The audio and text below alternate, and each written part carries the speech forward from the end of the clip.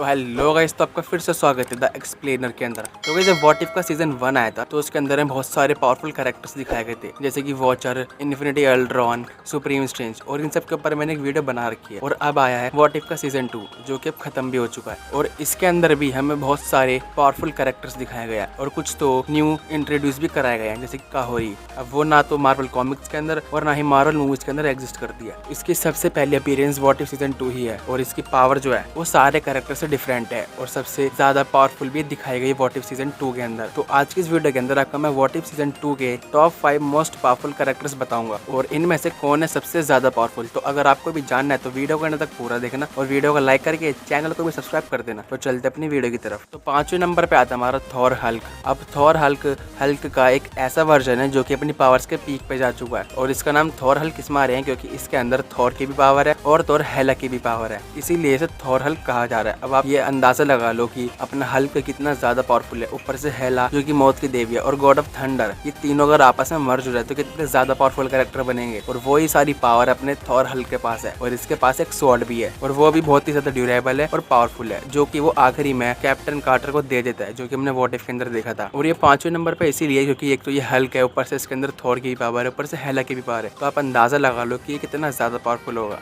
और चौथे नंबर पे आता है हमारा यंग स्टार लॉर्ड। और ये जो है ये पूरे व्हाट इफ सीरीज के अंदर काफी ज्यादा पावरफुल दिखाया गया था। हालांकि ये मूवीज के अंदर इतना ज्यादा पावरफुल नहीं है क्योंकि हमने मूवी के अंदर देखा है जब योंडू अर्थ के ऊपर आता है तो वो स्टार लॉर्ड को ईगो को देने की बजाय अपने साथ रखता है उससे बचा के। लेकिन इस व्हाट इफ सीरीज के अंदर योंडू स्टार लॉर्ड को दे देता है ईगो के पास और ईगो से बचपन से ही उसकी पावर को इस्तेमाल करना उसे सिखा देता है। और हमने व्हाट इफ के अंदर ये देखा था कि जब ये अर्थ के ऊपर आता है तो कुछ ही सेकंडों के अंदर इतनी तबाही मचा देता है। और तो और सारे ओल्ड एवेंजर्स मिलके, अब ओल्ड एवेंजर्स कौन कौन है, जैसे कि हमारा टीचाका जो कि ब्लैक पैंथर है और अपना हैंग पिंग वाला एंटमैन और बकी, ये सब मिलके भी इसे नहीं डिफीट कर पा रहे थे। आखिरी में थोर आया था जब जाके ये थोड़ा बहुत काबू में आया था और थोर भी हमें बताता है कि यहाँ आने से पहले ये पूरे 8 रियाल्म्स को तबाह कर चुका है। तो आप अंदाजा लगाओ, एक तो इतना छोटा है लेकिन फिर भी इतना छोटे होने के बावजूद इतनी ज्यादा तबाही मचा दी थी। और तो और थोर ने भी ये कहा था कि मैं उसे रोक नहीं पाया था, इसी मारे में यहाँ पर आया तुम सबके साथ मिलकर इसे रोकने के लिए। और यही चीज हमें ये बताती कि यंग स्टार लॉर्ड कोई मामूली बच्चा नहीं था, वो बहुत ही ज्यादा पावरफुल कैरेक्टर था पूरे व्हाट इफ सीजन 2 के अंदर। और तीसरे नंबर पे आती है हमारी ये व्हाइट हेला। अब मैं व्हाइट इस मार कह रहा हूँ क्योंकि इसको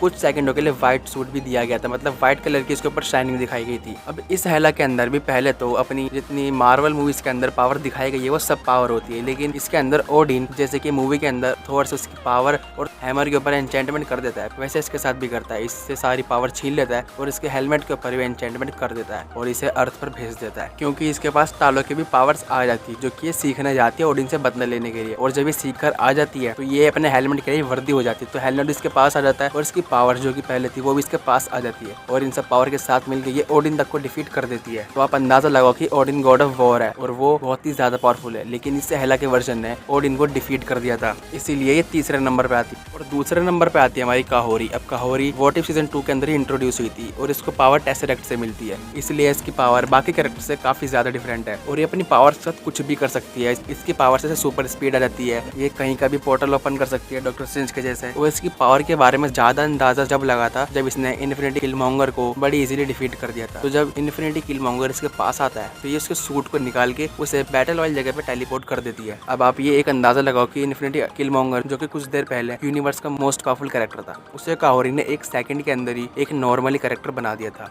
और इतना ही नहीं, इसने सुप्रीम स्ट्रेंज को भी चकमा दे दिया था, जो कि कोई और कैरेक्टर भी नहीं कर पाया था। इसीलिए काहोरी सेकंड नंबर पे आना डिजर्व करती है क्योंकि ये है इतनी ज्यादा पावरफुल।